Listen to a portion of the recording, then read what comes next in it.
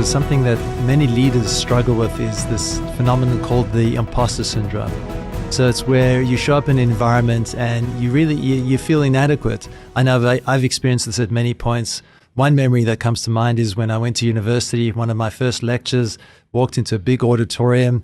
The professor started giving the course and I just looked around and just had this notion that everybody knows what's going on except me. And then I came to hear about this term, this imposter syndrome. And as a CEO, it's something that I struggled with many times. And I just felt like, okay, I'm up here, I'm leading, I'm setting the vision for the company, but I really don't know what I'm doing. And at some point, they're going to find out that I'm clueless and I don't know what's going on and I'm going to get fired. So I just carried this with me all the time. And you have to continually fight this notion of this imposter syndrome. So I'm curious, in your journey, is this something you've had to struggle with? And if yes, how did you deal with it? Oh, my word, my entire journey. My husband will tell you there were many nights I was absolutely convinced that was it. I was going to lose my job. And I actually remember my clarity moment. I was reading the Harvard Business Review, and there was this whole article earlier in my career about the imposter syndrome theory. So I understand that feeling of, it's not just me. But for sure, and a moment that I'd share with you, I was 25. I was in a pretty senior leadership role where a fairly large portion of my team were firstly male. Yeah. In an industry that at the time I didn't have a lot of exposure in, being in the technology sector of professional services. And there were folks who were double than my age plus. Right. Who had a lot of battle wounds and win-win stories to share. And it was very definitely a challenge to firstly overcome this reality that I didn't have that gap of experience. So it was a fact. Right. It wasn't even a theory. But also the fact of this imposter syndrome that I'd be found out, that maybe I didn't have the natural talent or aptitude to be able to lead this team to where it needed to go. And so I remember that moment. I was convinced that people would find out what I'm not sure with hindsight, what I thought they'd find out. But I think all of us, one way or another, it's a self-sabotage of doubt and lack of confidence, particularly in scenarios where something is very important to us.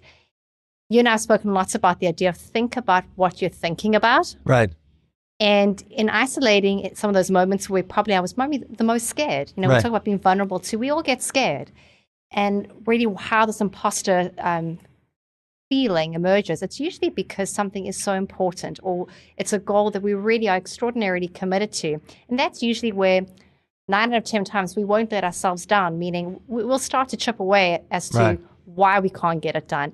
And so I think being aware of those thoughts is very important, and then being logical and putting them aside. And I've played through that scenario, that situation I was described in probably countless times every week of my life, quite frankly. Right. So if I just stop you for a second there, because I'd love to, I'm sure our listeners are thinking, because you set the scene nicely, 25-year-old, leading a bunch of people. And if I can relate, I'm putting myself in the listener's shoes. Maybe there's someone in a company and they want to 10x their performance. Right. And that means they're going to have to step up and be a leader essentially.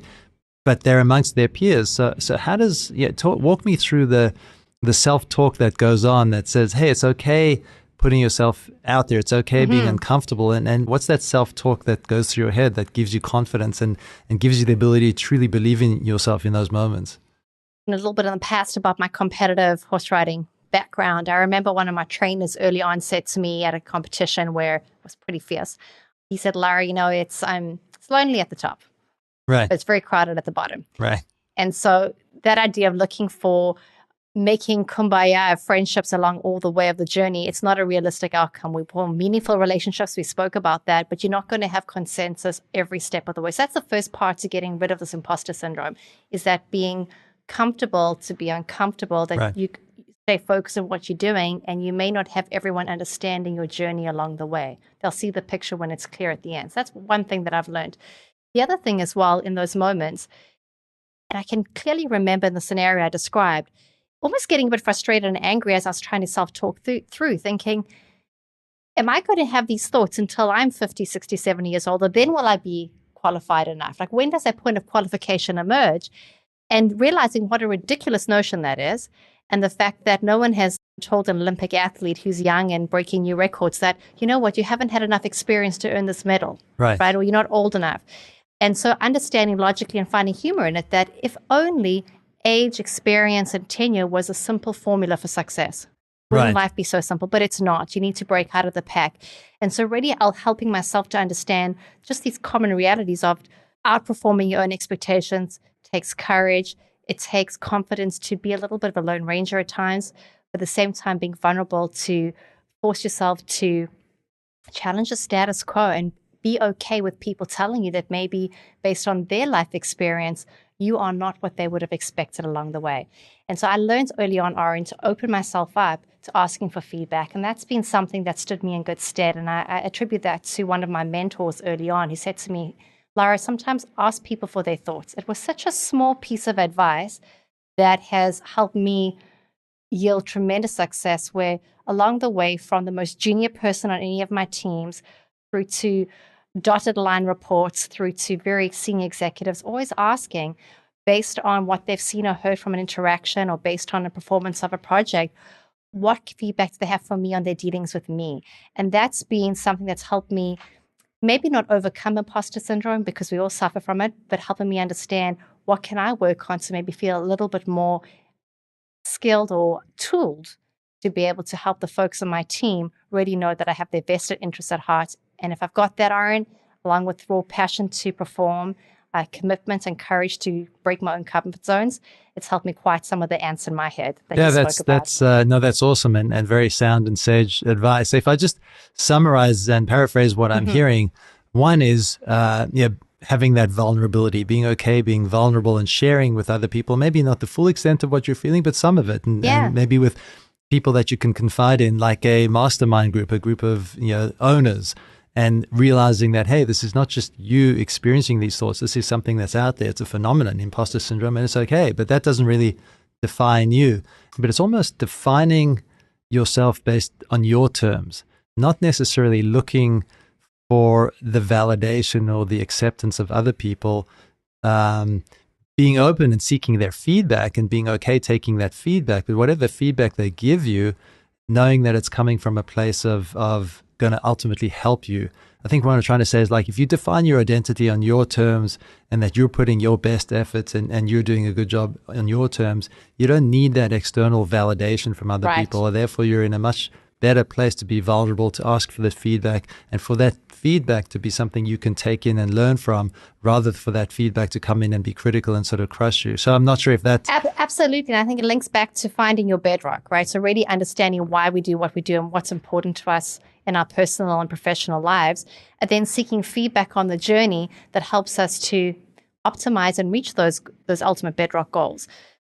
Unfortunately, not everyone does have your best interests at heart. Right, absolutely. And in opening yourself up for feedback, which I do believe is a very important thing to do, you also have to be aware, as you described, knowing what to take at face value, what to take to heart, and what to filter right out. Very important. I'll share a very real example of, for many of us, we've undergone 360 personality surveys. Right. Very important in the world of... If I just stop there, if you can explain it for a second, because some of the listeners might not have gone through it. So. Right. So in the journey of self-awareness, or particularly in the terms of corporate leadership development or in any independent growth journey, very important to understand your natural approach to communication, decision-making, and the different tools out there, mechanisms. But the 360 survey is geared to say, as a leader, how do your peers view you? How do your subordinates view you? How do your supervisors and managers view you? And how do you rank yourself? Right. So this is like an actual survey that's sent to everybody that has an interaction with you. So it's the 360 around you, right? Absolutely. And the feedback comes and it evaluates, how did I rank myself in various topics versus this collective audience. Right. And it's to help you identify any potential blind spots where you may feel you are, as an example, extremely collaborative, but everyone else around you is saying you are extremely not collaborative. Right.